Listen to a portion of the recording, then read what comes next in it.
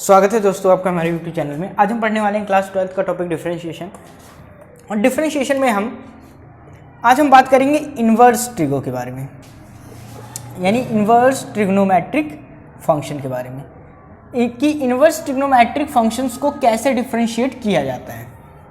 Previous videos में हमने logarithmic functions, exponential functions, trigonometric functions को डिफरेंशिएट करना सीखा है। आज हम देखेंगे इन्वर्स ट्रिग्नोमेट्रिक फंक्शन को कैसे डिफरेंशिएट किया जाता है। देखो, एक फंक्शन होता है trigonometric function y is equal to sine x, ठीक है। अब इसमें क्या है,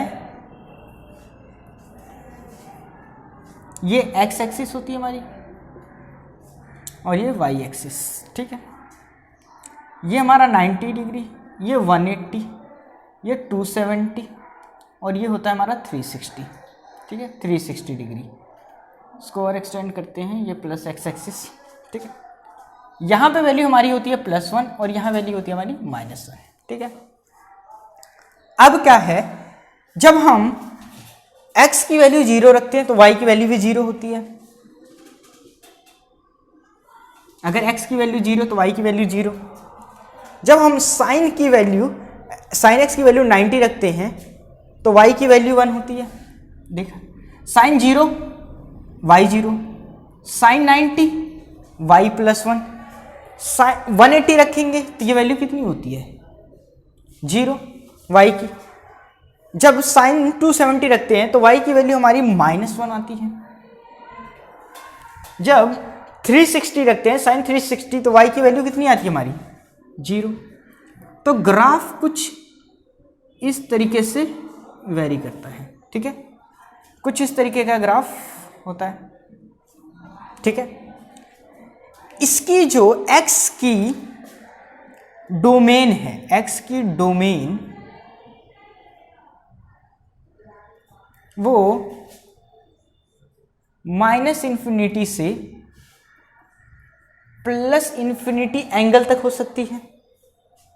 -∞ एंगल, +∞ एंगल, या आप इस तरीके से कह लो एंगल, ये 0 से लेके यहाँ 0 एंगल से +360 एंगल तक या -360 एंगल तक, आप कहीं तक भी इस वैल्यू को ले जा सकते हो। ये होती है x की डोमेन। और ये y की वैल्यू जो हमारी रेंज है, जो हमारी y है, जो हमारी रेंज है, वो रेंज क्या होती है, y is equal to range. ये हमारी -1 और 1 के बीच में होती है, -1 और 1 के बीच में,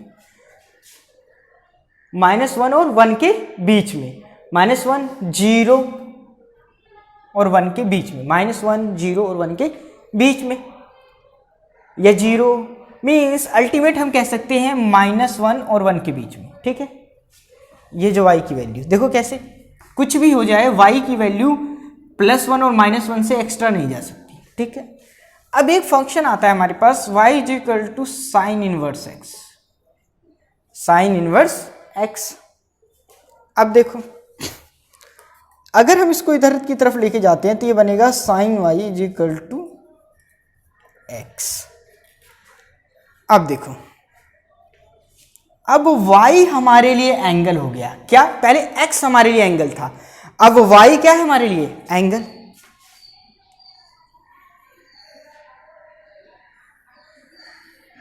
जीरो, 180, 360, 0, -180, -360, ठीक है। अब y एक्सिस हमारे लिए क्या हो गया यहाँ पे एंगल, इस फंक्शन के लिए। ये वाला तो अलग है ट्रिग्नोमेट्रिक फंक्शन। इस फंक्शन के लिए देखिए y क्या है अब हमारे लिए, अब y हमारे लिए, पहले वाले फंक्शन में y हमारे लिए क्या था आउटपुट, अब यहाँ पे y हमारे लिए इनपुट है और x हमारे लिए आउटपुट है।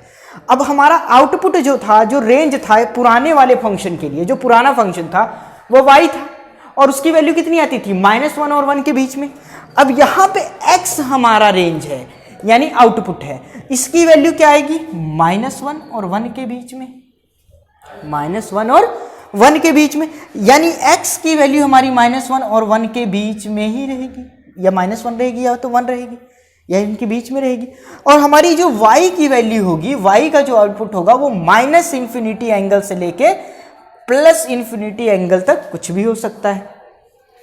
अब इस फंक्शन को कहेंगे हम इनवर्स ट्रिग्नोमेट्रिक। जब हम इनवर्स ट्रिग्नोमेट्रिक फंक्शन के बारे में बात करेंगे तो हम इस चीज के बारे में बहुत ही डिटेल में बात करेंगे, हर ट्रिग्नोमेट्रिक फंक्शन के बारे में बात करेंगे, साइन के, कॉस के, टैन के, हर ट्रिग्नोमेट्रिक फंक्शन के इनवर्स को देखेंगे हम, ठीक है। बट अभी हमने देखा कि y equal to sine inverse x है, तो अब हमारे लिए ये y जो है, y इनपुट है और x हमारे लिए आउटपुट है। और यहां पे x हमारे लिए इनपुट हुआ करता था और y हमारे लिए क्या हुआ करता था, आउटपुट हुआ करता था, ठीक है बच्चों। अब देखो, अब इस फंक्शन को हमें डिफरेंशिएट करना है। इस फंक्शन को तो डिफरेंशिएट किया था हमने कि इसको अगर हम डिफरेंशिएट करते हैं साइन एक्स को तो कॉस एक्स आता है। इस फंक्शन को डिफरेंशिएट करते हैं तो क्या वैल्यू आती है उसको देखते हैं, ठीक है। देखो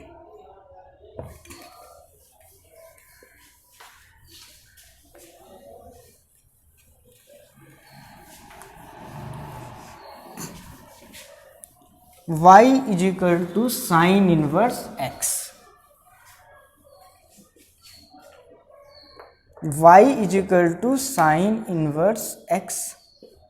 इसकी जो x की वैल्यू होगी वो क्या होगी, x की वैल्यू जो बिलोंग करेगी इसके लिए, इस सेट के लिए, तो उसमें -1 और 1 तक की वैल्यू होगी सभी, ठीक है। और y की वैल्यू क्या होगी, -इन्फिनिटी से लेके +इन्फिनिटी तक के सभी एंगल्स। अब ये हो सकते हैं आपकी 0, 90, 180 और -90, -180, ठीक है, -इन्फिनिटी तक और ये +इन्फिनिटी तक, ठीक है। ये जो आपकी y की वैल्यू हो सकती है, ठीक है। अब देखो, इसको हमें डिफरेंशिएट करना है तो हम क्या करते हैं, इसको यहाँ पे लेके आते हैं, ये हो जाएगा sine y equal to x। हमें चाहिए क्या, इसको डिफरेंशिएट करना था, ये फंक्शन है, अब हमारे लिए ये फंक्शन है तो हमें चाहिए क्या, dy अपॉन में dx, ये हमें चाहिए, ठीक है। यही तो फाइंड आउट करना है हमें। अब देखो, इसको अगर हम इन दोनों को हम क्या करेंगे, differentiate with respect to x both side, ठीक है। अब देखो, जब हम d साइन y अपॉन में dx करेंगे और यहाँ dx अपॉन में dx करेंगे तो देखो फंक्शन हमारा y के रिस्पेक्ट में चेंज हो रहा है, बट हम डिफरेंशिएट x के रिस्पेक्ट में कर रहे हैं, क्या फंक्शन चेंज होना चाहेगा, नहीं। तो हम क्या करेंगे, हम dy से मल्टीप्लाई और dy से डिवाइड करेंगे। क्या करेंगे, d sine y into dy upon में dx इज इक्वल टू, ये वाली पूरी की पूरी वैल्यू क्या हो जाएगी, हमारे पास 1 हो जाएगी। x का डिफरेंशिएशन क्या होता है, x का डिफरेंशिएशन x का 1 होगा, वो तो हमने लिख दिया। अब देखो, इसको करेंगे स्वैप, अब ये हो जाएगा d साइन y अपॉन में dy अपॉन में dx इज इक्वल टू 1, ठीक है, dy अपॉन में dx।